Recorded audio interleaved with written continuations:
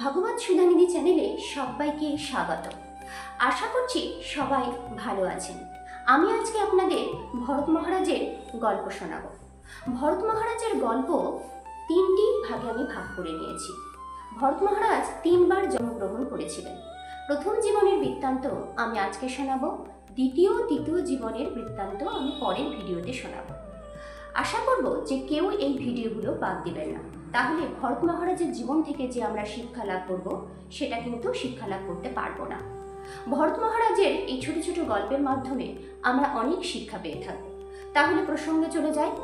ভরত মহারাজ জন্মগ্রহণ করেছিলেন ঋষভ দেবের বাড়িতে, এবং ঋষভ দেব তার পিতা ছিলেন। আর এই ঋষভ দেবের শত পুত্রের মধ্যে ভরত মহারাজ ছিলেন জ্যেষ্ঠ পুত্র। ভরত মহারাজ এবং তার অন্যান্য পুত্ররাও যখন আস্তে আস্তে বড় হয়, তখন ঋষভদেব তাদের হাতে এই সংসারের ভার দিয়ে সে বনে চলে যায়।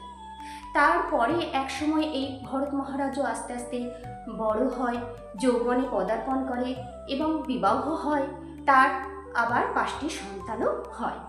এই সন্তানের হাতে সেও তার পিতার মতো সমস্ত সাম্রাজ্যের ভার দিয়ে সে বনে চলে যায়। কেন বনে যায়? সে কিন্তু ভগবানকে খুব ভালোবাসত। ভগবানের ধ্যান জপ আরাধনা করার জন্য সে বনে চলে যায়। সমস্ত সংসারের মায়া, তার স্ত্রী পুত্র সমস্ত মায়া কাটিয়ে সে সংসারে চলে যায়। সেই সংসার থেকে বনে চলে যায় এবং এই বনে গিয়ে সে একটা কুটির বানিয়ে থাকতে আরম্ভ করে। এই বনের পরিবেশ ছিল অতীব সুন্দর।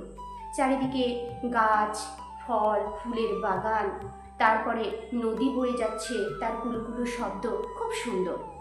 একসময় এই ভরত মহারাজ একদিন ধ্যান করতে বসে, আর একটি হরিণী গর্ভবতী অবস্থায় সে ছুটে চলেছে।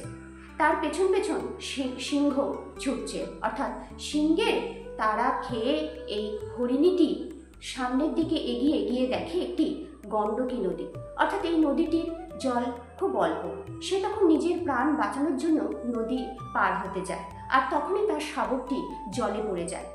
সেই হরিণের সন্তান জলে পড়ে যায়, আর সিংহ তো পেছনেই থাকে। এই সমস্ত দৃশ্যই ভরত মহারাজ দেখতে থাকে। তখন ভরত মহারাজ ভাবে, যদি এই হরিণ শাবকটিকে আমি তুলে না নিই, তাহলে হয়তো এই সিংহটি হয়তো তাকে খেয়ে ফেলবে। আর ওদিকে ওই শাবকটির মা কোনো রকমে প্রাণ বাঁচিয়ে গুহার মধ্যে প্রবেশ করে, কিন্তু তার এত ধকল আর সহ্য হয় না। সেই সিংহের তাড়া খেয়ে তাড়াতাড়ি করে নদী পার হয়ে যে গুহায় প্রবেশ করে, সেখানেই সে প্রাণ হারায়। আর ভরত মহারাজ এই হরিণ শাবকটিকে নিয়ে এসে কুটিরে নিয়ে আসে। কুটিরে নিয়ে এসে তার সেবা শুশ্রূষা করে, আর তারপর থেকেই তার মায়াতে সে জড়িয়ে পড়ে। তার আসক্তিতে সে নিজেকে জড়িয়ে ফেলে। এমনই আসক্তি হয় যে শয়নে স্বপনে জাগরণে সব সময় হরিণের কথা ভাবতে আরম্ভ করে। সব সময়ই ভাবে যে হরিণ খেলো কিনা, ঠিক মতো আছে কিনা। সব সময় তার হরিণ ঘিরে তার জগৎ শুরু হয়ে যায়। তার জপ ধ্যান, ভগবানকে ডাকা, ভগবানেরকে যে একটু একনিষ্ঠভাবে ডাকার জন্য এখানে এসেছিল, সেই সমস্ত কিছু সে ত্যাগ করে ফেলে। সে হরিণের মায়াতে এমনভাবে জড়িয়ে ফেলে যে ভগবানের কথা সে ভুলে যায়। অথচ দেখুন, এই ভরতের উদ্দেশ্য কি ছিল? যে ভগবানকে ডাকা, ভগবানের আরাধনা করা। পরবর্তী স্টেশনই ছিল ভগবত ভক্তি, কিন্তু সে সমস্ত কিছু ভুলে যায়। সমস্ত কিছুই ভুলে যায়। ভুলে গিয়ে সে এমনকি সংসারের মায়া ছেড়ে এসেছিল ভগবানকে ডাকবে বলে, কিন্তু সংসারের মায়া ভুলে গেলেও আবার একটা মায়ার মধ্যে সে জড়িয়ে যায়। হরিণের মায়াতে সে জড়িয়ে যায়।